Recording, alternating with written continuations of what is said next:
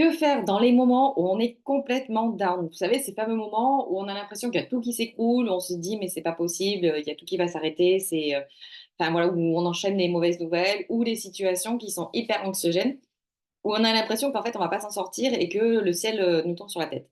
Alors, déjà, première chose, premier réflexe à faire, c'est on arrête de focuser sur les choses qu'on ne peut pas changer.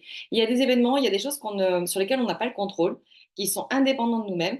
On se dit, ben, tant qu'on a fait tout ce qu'on a pu, tant qu'on a mis toutes les actions en place, toutes les intentions possibles à notre niveau, et que le reste, le résultat, en fait, ne nous appartient pas et on ne peut plus rien changer, ben, autant se détacher de là, se dire, ben, de toute façon, voilà, c'est l'univers qui va décider de la suite, c'est les autres énergies qui vont se mettre en action pour l'issue de telle ou telle situation.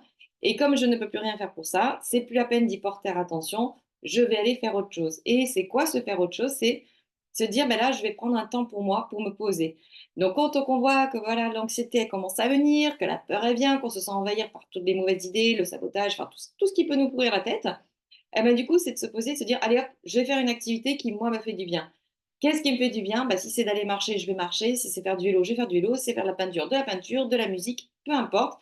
Faites quelque chose qui va en fait, vous portez l'attention sur un autre sujet, sur une autre chose de votre vie, sur une autre activité et on se remet dans l'instant présent avec quelque chose qui nous fait du bien, qui nous ressource, qui décharge nos énergies négatives et qui nous ressource en positif.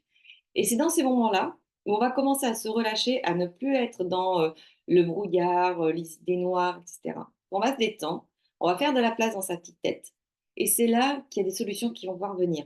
C'est-à-dire que tout ce qui va être guide, l'au-delà, votre âme et cetera, va essayer de papoter avec vous et il va vous insuffler des idées ou des solutions pour vous sortir de là ou vous faire comprendre qu'il y a encore quelque chose de mieux qui vous attend derrière. Et des fois, derrière des événements qui peuvent nous paraître catastrophiques, souvent la vie nous apporte d'autres cadeaux derrière. Et c'est une phase de transition où il faut qu'on lâche de l'ancien, une ancienne peau, pour pouvoir accéder à quelque chose de beaucoup plus lumineux, de beaucoup plus fantastique, qui va nous correspondre à nous, qui correspond à notre propre évolution.